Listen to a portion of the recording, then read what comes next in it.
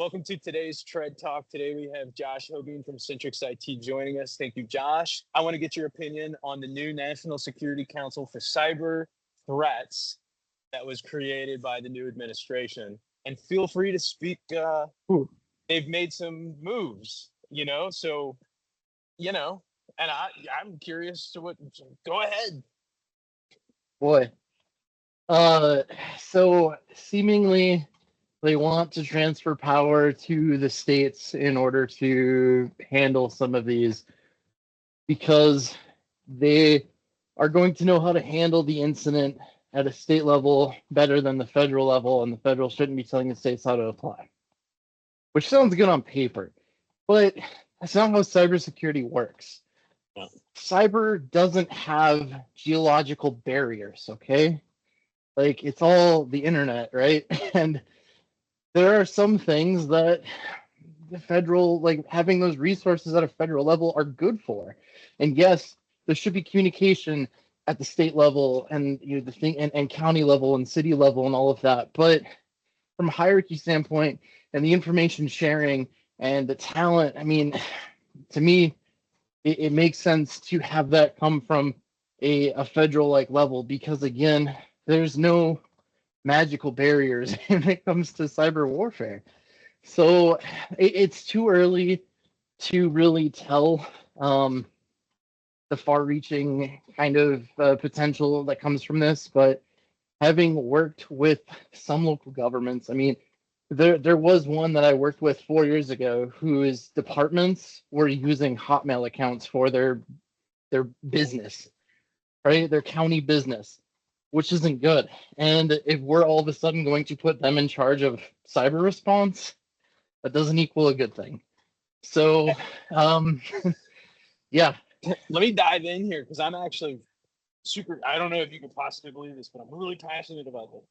So I like a lot of the idea of allow the states more control over the money because they understand what's happening with their people better. And I completely agree with you that this is not one of those cases where it's applicable, because like internet culture is internet culture, and what's a threat online is a threat online, whether you're searching for jambalaya recipes or for barbecue recipes. You know what I mean? In Texas or fucking Louisiana. Or yeah.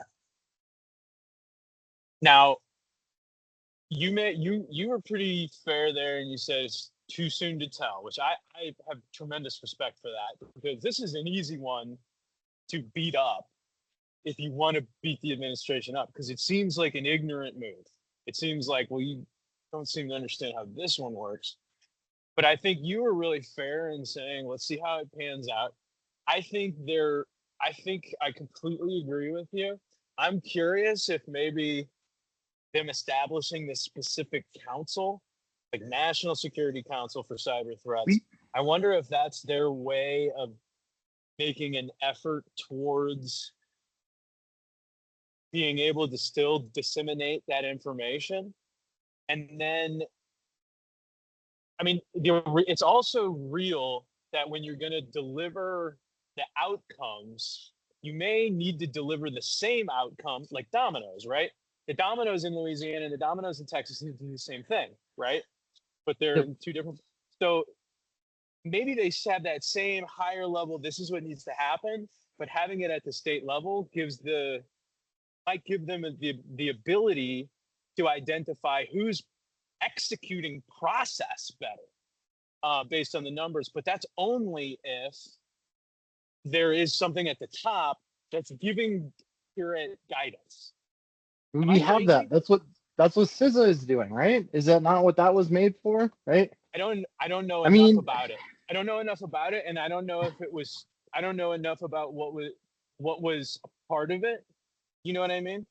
Yeah, I mean, CISA is more, hey, these are overarching like guidelines and things like that, and standards that can be passed out and put in place and obviously help with things. There's a lot of programs that they do to help at the state, the local levels that you can lean on them and utilize them for. but there's also information sharing that happens within CISA, within the FBI, within states fusion centers, within the chapters of InfraGards. Like all of that stuff is there. And unfortunately, some of the integrity of that has been compromised with the current administration and their activities. So to solemnly put it on the state level, I don't think it's a good idea. But again, it's one of those where it is too early to tell because it's not clear what this is all entailing, and you know what it is, other than hey, we're gonna do it to the states, right? But like if you have well, let's take a recent one for example. There is a ransomware demand going around by letters in the mail, and those are being sent nationwide. And they're basically targeting CEOs, saying, "Hey, we have your information. Scan this QR code, pay Bitcoin. We're going to release it." Oh my There's God! other, In you know, response to yeah. the fucking United Health thing, Beyond, it's like the Beyond it's like Lawn ransomware group. They're just basically stating, "Hey, we have your information." we have your But information. Like, what yeah, kind of information do they? I'm sorry for you're tangenting good. while we're already on a For, tangent. uh, Fuck it. for proprietary information, just your standard, like, hey, we have information, pay us some Bitcoin, or we're going to release it. But if you press them and you're like, hey, prove it, they can't prove anything. But there's other, there's other TTPs or IOCs that are being executed nationwide. And if you have everything at a state level and the states don't communicate with each other, we're missing that crucial information that we can be used to warn faster, to fight against faster, to prevent these things from happening faster. If we have an overarching kind of federal guidance on those sort of things, because it's not like a physical threat where, hey, somebody's driving to do something bad or an act of terror in this state, crossing state lines, etc. Like, there's no barriers in the cyber world. Right. So before we wrap up this Shred Talk, and this is a good one, and thank you for sharing your opinions on a little touchy topic, a little touchy with it. The last thing I want to know is what, from your perspective, does need to be in place at the highest level? Like if you were to be in a negotiation with Big Don, and let's hypotheticalize that you guys are agreeing, you guys are working together, right? It's not like who's going to win the negotiation, right? It's not like that. You guys are working together. And his concession is we're going to have everything that we need, and you're going to be the person to say what that is. And everything we don't need, so then your concession is we're cutting the fat, right? Because that's what they're trying to do. So if you had that, everything was in place where that was the deal. What needs to be in place for America to be in an advantageous position from like a set of states, as a United States, from a cybersecurity and a cyber warfare position? Well, I mean, that's a big position to put me in, but flip that, like, what fat is there to trim? We're already running lean, and like as the blue team, as defenders, we're constantly fighting a losing battle. Not a losing battle, but we're constantly behind, right? We defend something, new exploit happens. We have to defend that. We have to be right 100% of the time to not get compromised. The bad guys only have to be right once, right? Well, and So I don't to think me, anybody, there's no but I fat to don't think, trim. We're already like underutilized. So I mean the answer to this, like, there is none. Like, these are critical things that shouldn't be trimmed. well, it, so there's a lot to be digested there, because there's a couple of different ways that you could look at it. One, the very first thing that should be addressed is I don't think anybody is of the mind that blue teamers have to pitch a perfect game every time. I think there's an element of understanding that, I mean, even security controls and cyber insurance and all that stuff's in the ecosystem already agrees you have to agree to some level of risk that you're Yeah. comfortable with, and then play within that space. Maybe you're an aggressive goalie and you don't, you make crazy plays and passes that allow scoring, but sometimes you give up a goal. Maybe maybe you take a different approach, right? But that's a strategy. You have to make that decision and it costs. So thinking about that, like, okay, I hear, especially from your perspective as somebody that's very active in this space and feels the stress of not having enough able bodies, right? But in my mind, the development of able bodies is a different function of the government than the actual defense arm. So, like, if we have a need at the highest level of government for an overarching system that provides guidance to the states for cybersecurity, and we feel like we can't make cuts to the system because we don't have enough people, if I'm solving as an organizational leader, I see we don't know what the problem is here because we don't even have enough people to run it efficiently to see where the inefficiencies are. That's what I'm hearing. Can you tell me if I'm off base?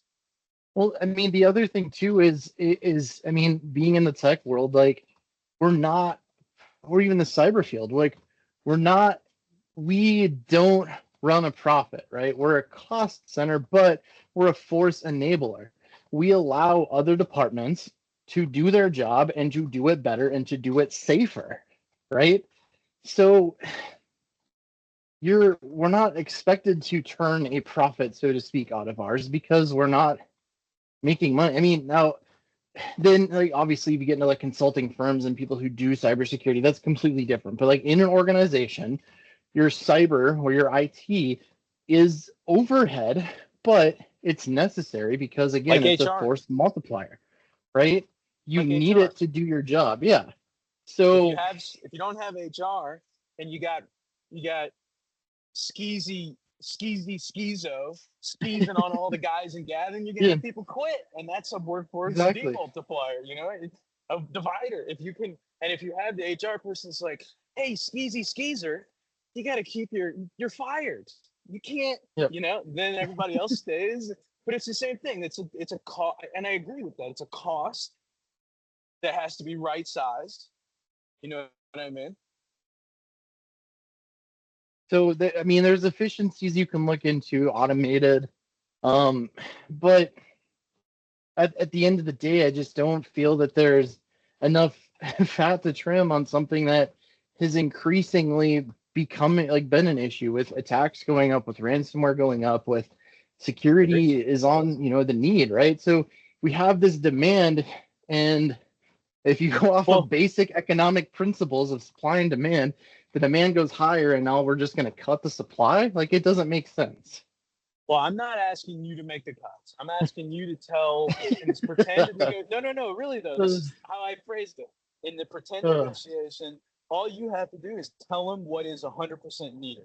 Because you and I aren't looking at the ledgers, right? We don't know. Yeah. We actually don't know. So that's why it's like, well, assuming we do have everything we need, and maybe, who knows? You know what I mean? Like, maybe they're spending too much money on Taco. Maybe they're spending too much money on fucking. Yeah. Well, I've seen stats where it's like in wartime, the Pentagon, the Domino's cost Yeah. goes up or whatever. Yep. That's where my head was. But you understand what I'm saying? We don't know what that is, but assuming that you've got the negotiation right, and maybe there's not cuts. Maybe it's like, hey, it needs to be increased, and then there's no waste because that's what it needs to be. But assuming you have that negotiation and you guys are on the same page, what are the systems that have to be in place to be able to disseminate information correct? Obviously, there's some kind of information collection and information send out. But what other expectations should we have of the federal government? And this isn't like a gotcha, right? This is like I like to legitimately brainstorm because who the fuck knows? And this is happening, right? It's this is happening. I don't know. Yeah. I think like it goes back to just in general, like if you're bringing cyber into a business, okay, you establish a security framework. So we need to have an agreed upon security framework that is like, hey, this is what everything has to be at, and getting to the, I guess, the level of adhering to the baseline security framework. What everyone, NIST is probably the most popular at this time from the government standpoint. I mean, I know they have like CMMC, which is a whole nother can of worms. They have, CIS, whatever. So, and that becomes tricky because then it's like, what is the unified standard, right? So having some sort of baseline that you can adhere to and basically state, hey, everything needs to be at this baseline. And within that baseline, things are set like these security practices are being met. These things are for just ease of simplicity, these tools are in place, these settings are turned off, etc. Right? Like Yeah. Yeah. a Yeah. common aligned goal of a framework has to be established to adhere to, but that's not enough because again, there's 0 days, there's new tactics, there's new things that come up, and we need to have those relationships between the private sector and the public sector to share those so we can get ahead of it because we are all on the same page against threat actors. Yeah. I agree. Well, hey, we should continue this one because it's, I'm sure, going to be an ever evolving thing Yeah, to tread talk about. So we've got, I mean, this is a good conversation and it needs to continue to be had. So thank you for having it with me.